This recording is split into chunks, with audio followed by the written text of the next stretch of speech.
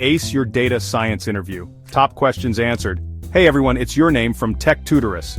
Getting ready for a data science interview can feel like you're staring down a dataset the size of Texas, right?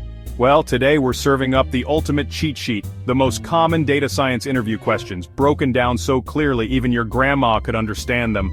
We're talking about those fundamental concepts they'll grill you on, like what even data science, and no, it's not just making spreadsheets look pretty. We'll also dive into the nitty-gritty, like nailing those tricky coding challenges and explaining your thought process like a pro.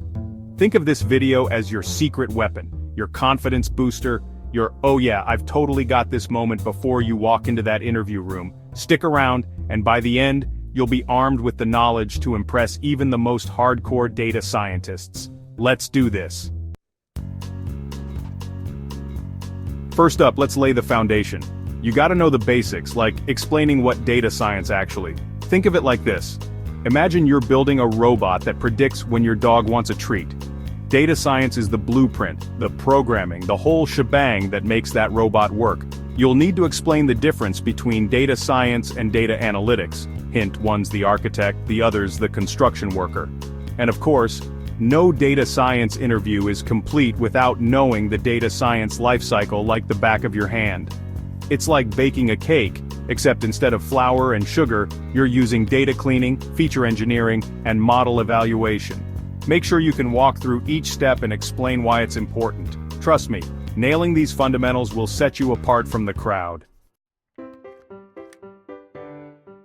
Alright, time to dust off those statistics textbooks, but don't worry, I promise it's not as scary as it sounds. They'll probably ask about the central limit theorem, but just remember it's like the superhero of statistics, bringing order to chaos. Imagine flipping a coin 1,000,000 times. The central limit theorem helps us understand why we'd expect roughly half heads and half tails.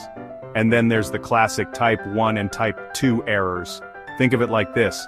Type 1 is like accusing your dog of eating your homework when it was actually the cat. Oops!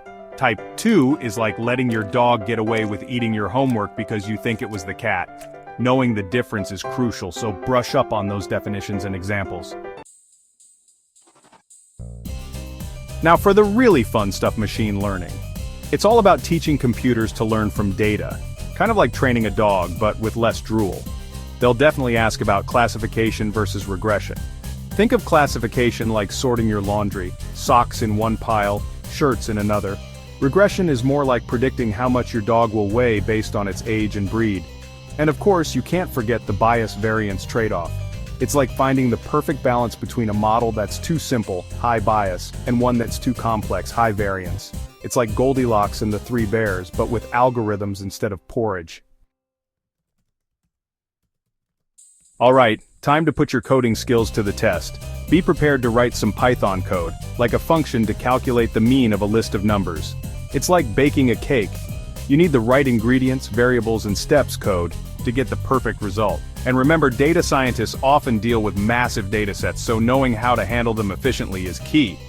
Think of it like organizing a giant Lego collection. You need the right tools and techniques to keep things from turning into a chaotic mess. Data visualization is like storytelling with charts and graphs. It's about taking raw data and turning it into something people can actually understand.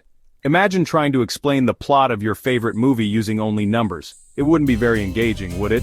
They might ask you to compare Matplotlib and Seaborn, two popular data visualization libraries in Python. Think of Matplotlib as your trusty toolbox, while Seaborn is like having a professional artist on hand to make your visualizations look extra sleek. Chapter 6. Big Data Tools and Frameworks. Taming the Data Beast. In the world of data science, we often deal with datasets so big they make a whale look like a goldfish. That's where big data tools like Hadoop and Spark come in. Think of Hadoop like a giant warehouse for storing massive amounts of data, and Spark as the super efficient forklift that helps you move and process that data quickly. They'll probably ask you to compare the two, so be prepared to explain their strengths and weaknesses. It's like choosing the right tool for the job. Sometimes you need a hammer, sometimes you need a screwdriver. Chapter 7. Domain Knowledge. Speaking the language of your data. Here's the thing, data science isn't just about crunching numbers in a vacuum. You need to understand the specific domain you're working in. Think of it like this. You wouldn't ask a chef to build a rocket ship, would you? Be prepared to answer questions about how you'd approach a data science project in a specific domain, like e-commerce or healthcare, and make sure you know the right metrics to use for evaluating model performance. It's like knowing whether to use a ruler or a measuring tape. You need the right tool for the job. Chapter 8.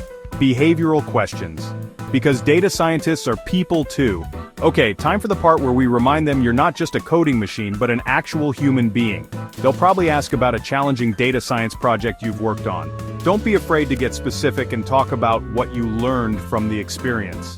It's like telling a story. The more details you include, the more engaging it will be. And be prepared to talk about how you prioritize tasks when working with large data sets. It's like juggling chainsaws. You need to be able to manage your time and resources effectively to avoid a disaster.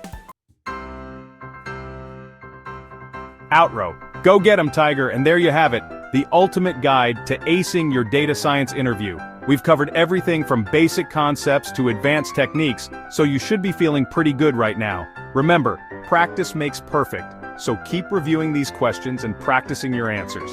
The more prepared you are, the more confident you'll feel walking into that interview room. Now go out there and wow them with your data science skills. I believe in you. And hey, if you end up landing your dream job, come back and tell me all about it in the comments.